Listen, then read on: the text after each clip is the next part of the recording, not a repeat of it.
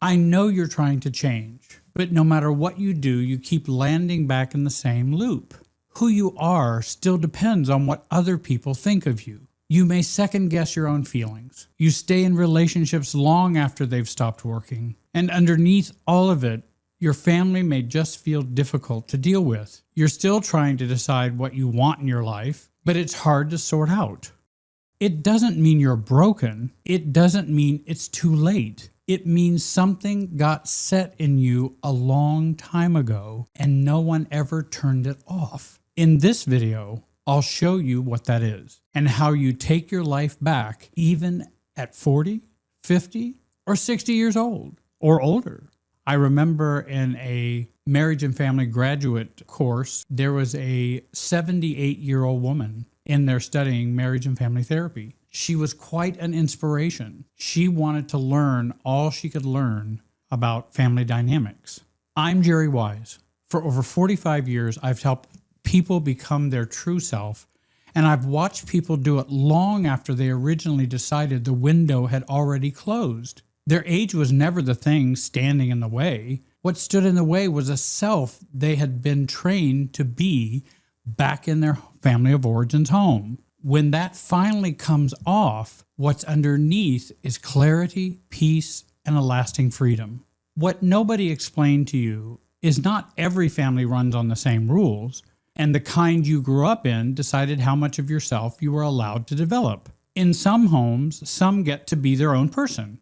They could disagree without the relationship breaking. They had permission to say what they needed and have it respected. When something went wrong, it got repaired. That's the home most advice online and in books is written for. If that was your family, you may have less need for what I want to share today. In other homes, love and reactivity got mixed together. On calm days, you were maybe more allowed to be yourself. The moment stress rose, that room closed. Picture a dinner from back then. Everybody's fine, people are laughing, and then one comment lands wrong, or a family member becomes upset, and you feel the whole room tighten before anyone says a word. You got quiet. You read the faces. You waited to find out which version of the evening you were going to get. That kind of home leaves a quieter kind of damage. No bruises you can point to, just a feeling that settled in early, that your own thoughts were never quite important enough to say out loud. And then there's the home most of you grew up in, I believe. Maybe a narcissistic family. Here, being your own person wasn't just discouraged or uncomfortable for other people. It got punished. Every time you let someone close, it got used against you later. So your system learned one setting and never let go. Guard everything, trust no one, read the room before you walk into it, and when you're not sure, disappear. At the time, that setting is the reason you made it through. No one ever came back and turned it off. That's the problem. And we didn't come back and turn it off.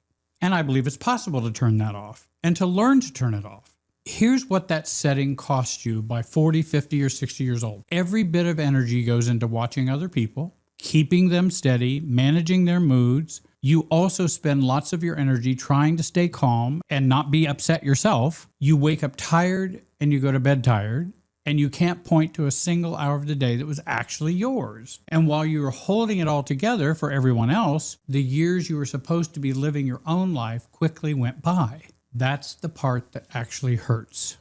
I know that feeling personally. I crashed my own life at about age 38, maybe 39. I'd spent most of it running on a setting that wasn't mine, without ever knowing it was there. The lessons I learned were not simply academic. I did study books, I did take classes, but I found my way to understanding life and healing in a different way. Nothing I teach is simply theory. Though there is some theory, but it's not simply theory. It has been born out of my own experience.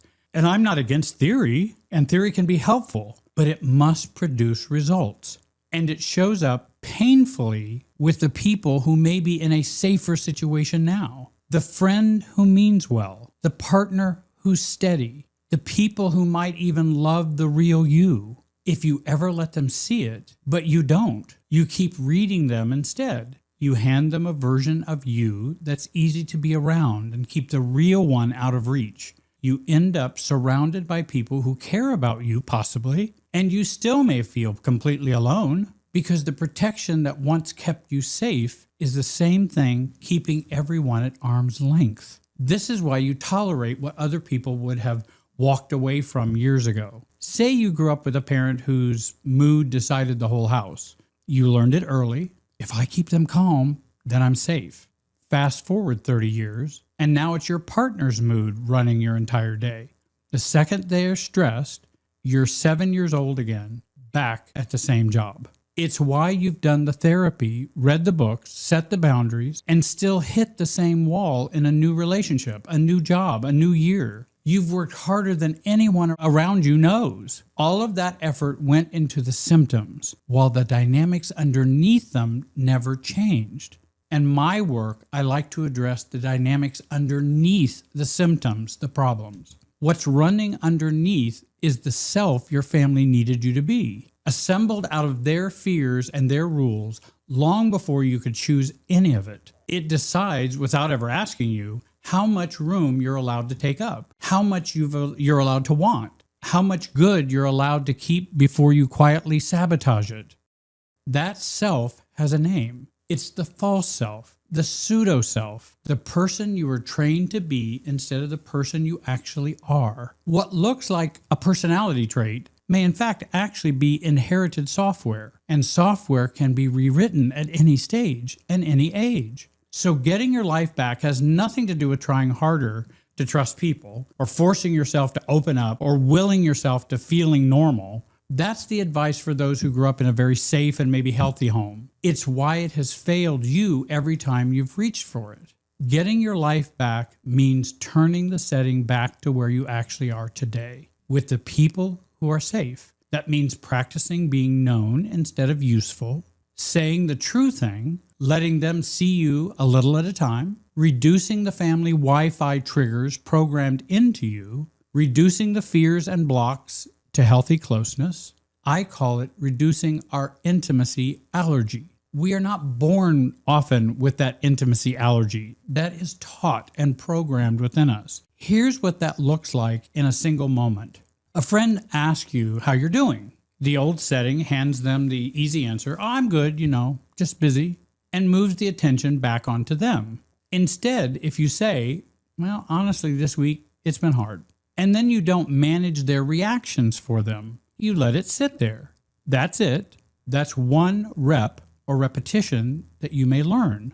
Now, I realize not everyone who asks you, "How are you doing?" you need to give them an encyclopedia of all of your feelings and thoughts. I'm talking about beginning to open up and have that crack begin to open, and taking responsibility for your feelings and not putting it on them, and that you don't take responsibility for what they may think about that. For example, they may say, "Oh, well, how can I help you? Is there something I can do? Did you need to talk about that?" And I go, "No, not really. I was just sharing with you how the week was going. I'm sure I'll be able to manage it. But thank you very much for the support." With the people who aren't safe, protection is what helps. Less explaining and less of yourself left exposed. More openness was never going to reach them in an unsafe relationship. That's the one skill a narcissistic family never let you build, because there was only ever one setting for everyone. Learning to read who actually is in front of you instead of who was in front of you then is what self-differentiation trains you to do. It clears out what's already been running in you, in your nervous system, in your relationships, in your sense of who you are. The thing that kept you stuck was never your age,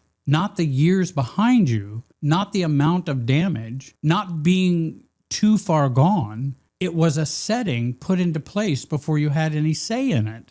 At 40, at 50, at 60, at any age, you're not rebuilding a person from nothing. You're uncovering the one who has been there the whole time, underneath the one your family needed. And that work can start today, exactly as easily as it could have started 20 years ago. I know that for my own life. And many times I read people who make comments and say, "I wish I'd have heard this 20 years ago." You don't have to overhaul your life this week. The first step is smaller than that.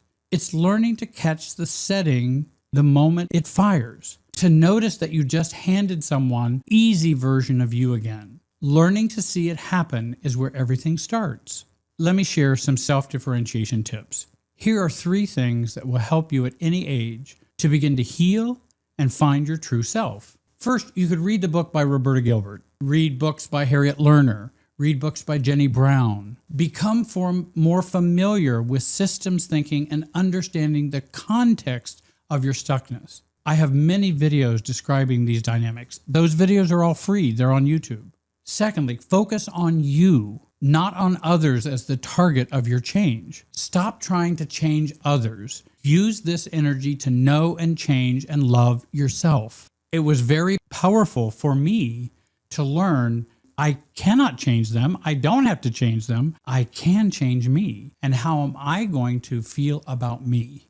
Thirdly, stop taking responsibility for others' emotions, reactions, actions, responses, or upsetness. Take responsibility for your feelings, thoughts, beliefs, and actions. I did an interview with Dr. Margaret Paul, and it's one of my YouTube videos, and she's the author of the book Inner Bonding. And it really does emphasize the importance of not caretaking and not being responsible for other people's feelings and reactions. That's so critical for undoing the family within us.